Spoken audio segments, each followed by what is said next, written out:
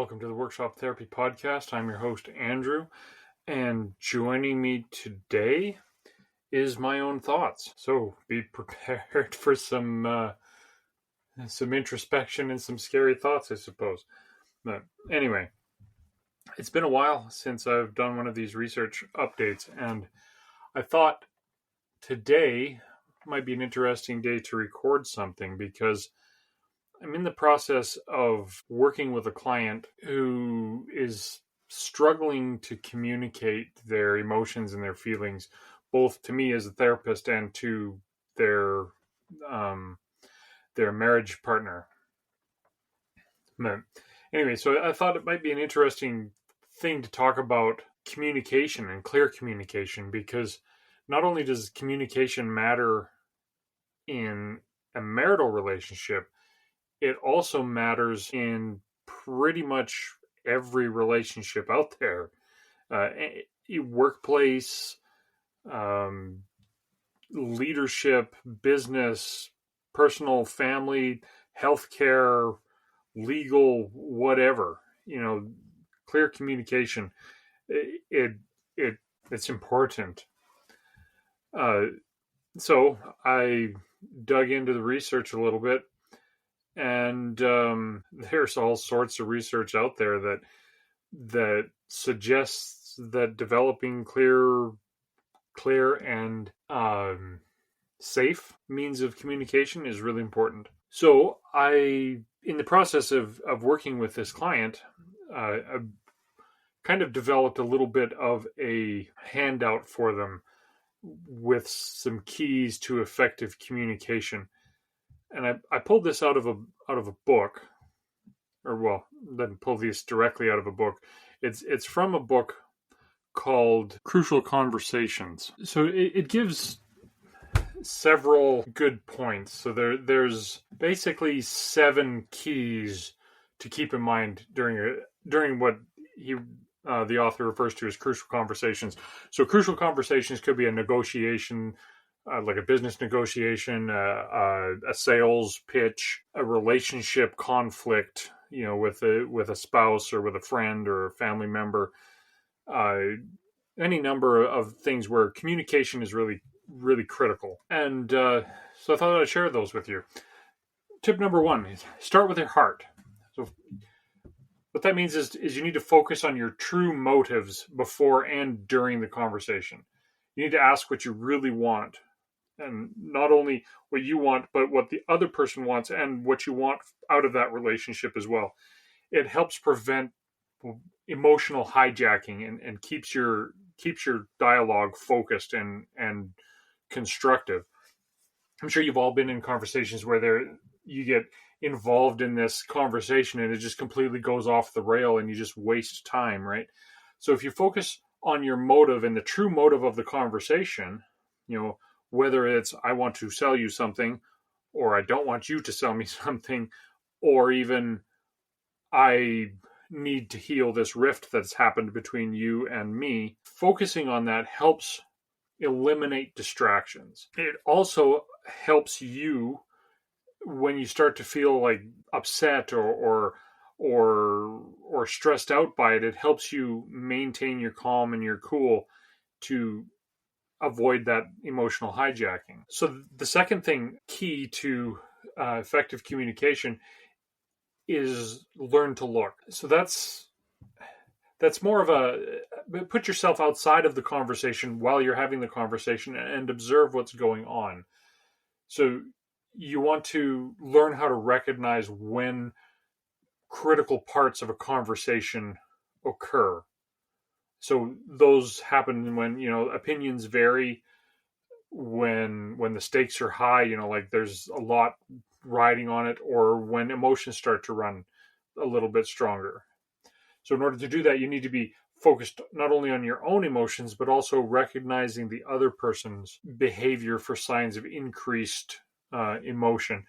Maybe they're breathing faster, they're starting to look away more often, or they're fidgeting, or whatever. Some sort of indication of their mood or their mental state. There's a couple things in the book that he talks about silence or violence in a in a conversation. So silence, if somebody's not saying something, they may be withholding something, or if they're pausing before saying something, they may be withholding some sort of information, uh, not in a malicious sense, but more in a trying to avoid something that may be upsetting. Uh, I mean, they may be using it to as like power negotiation or something as well. But being aware of those silent signs. The other thing, the violence, not necessarily like physical violence or mental violence or anything like that, but more of a trying to force the conversation to go into a particular direction. I'm sure you've probably had like a pushy salesman sort of thing, where they're trying to get you to say something that will benefit them. Or alternatively, you are trying to force them to say something that'll benefit you.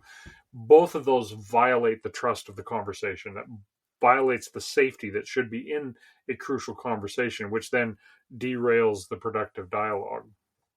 And this brings up number 3. You need to make any sort of critical conversation a safe place to talk about. So you need to establish mutual purpose and mutual respect. If people don't feel safe in the conversation, and safe can be wildly different, like not necessarily, like I said, physical safety, but just kind of confident that you're being honest with them and that they're being honest with you. If people don't feel that sense of safety, they won't share honestly with you. And so in order to develop that, what you need to do on your part is to make sure that the other person understands what you mean. So use clarifying statements. If you say something and you're picking up on some of those cues, alter what you're saying to make what you're saying clear. Because there's lots of words in the English language that mean different things to different people given a context. One word that I use to kind of describe this is the word bill. If you say, I have a bill to somebody, that can mean wildly different things. It could mean, here's my electrical bill or my gas bill, or some sort of, I need to pay a bill. For another person, it could be, I have a dollar bill, or I have paper money of some sort. I have currency. And to some other people, you may be implying that you have a duck bill, for example. And so when you get the sense that somebody is not understanding what you're doing, then they're starting to lose a little bit of trust in you. So asking and stating those clarifying things, and conversely, when they say something, repeating back to them, I understood that you said this, gives them the opportunity to clarify what they meant, making them feel safe and that you're actually listening. Next point, master my stories. So this is where, again, going along with that safety thing, it's really important to distinguish facts from your interpretation, especially when your emotions get higher. You really want to check that story that you're telling yourself, especially about somebody else's intentions. You could be interpreting what they're doing completely wrong because of your assumptions about their intentions. So that's where it's really important to master what you are thinking and to understand why you are thinking that. So a good way to do this is when you notice yourself, putting them in a villain role, or yourself in a victim role, or in a villain role even.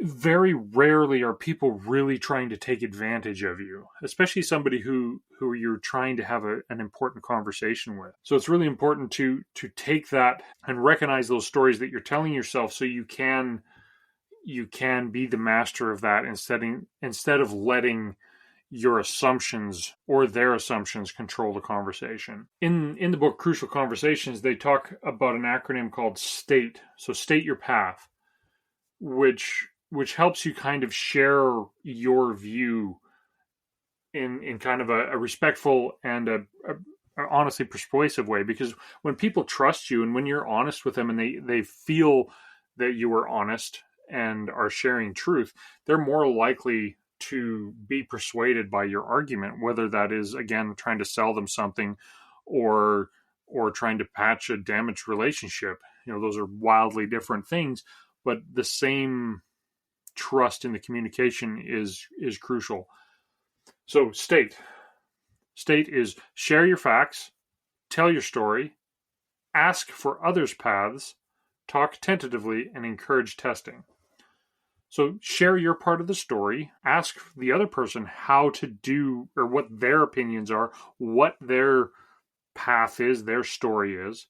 Talk tentatively means don't make absolute statements and leave no room for argument. And finally, encourage testing. So that's asking, what do you think about that? How do you feel about these things? What do you think will happen if? All of these things allow the other person to have input into the conversation, so you're not dominating the whole thing. And this invites dialogue rather than debate, because once again, you're demonstrating your trust in their ability to recognize and to state truth and to share facts. And one of the most important things about that process of helping them understand that you are legitimately trying to understand their point of view and not just debating with them is to be curious about other people's views, even if they do react defensively. And so a good acronym to remember for that is AMP, AMPP.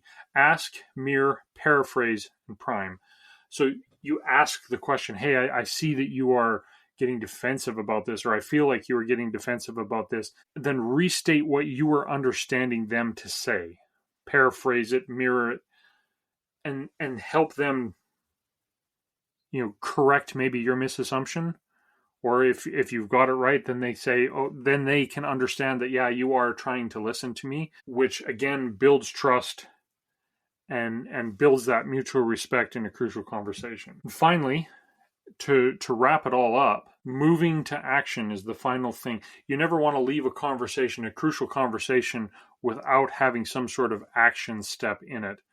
So you want to convert your talk, your dialogue, into a decision and an action. And in a larger context, probably at the beginning or at some point during the conversation, you want to decide how the final decision is going to be made. In an organizational setting, you want to figure out if there's going to be some sort of, okay, after this conversation, the person in charge is going to make a command, or are we going to consult together and come to a consensus about this?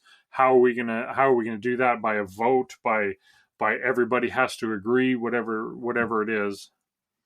And then that action, ideally, there's some way to document it. Some way that you can have a, hey, do you remember what we talked about here at this point? And then be able to follow up and hold yourselves, each other, to accountability, because you don't ever want to have a crucial conversation and then go away from that and then rehash the same argument in the future and have two different remembrances of what occurred in that situation. So by documenting it and agreeing to document it, you can both come back to that document in whatever form it is and say, oh yes, this is what we agreed to. This is what we talked about. Not only does that help with accountability, but it ends up giving you some sort of concrete way to measure the results of the conversation. Did we get to the point that we wanted to get to? Anyway, so that is a brief rundown on how to have a crucial conversation, or have an effective dialogue with somebody about basically anything. I mean it's a broad thing, but these skills that you develop in having these conversations are broadly applicable, which is kind of overwhelming to think about, but at the same time, it's easy to practice crucial conversation skills in situations where you are not having a crucial conversation.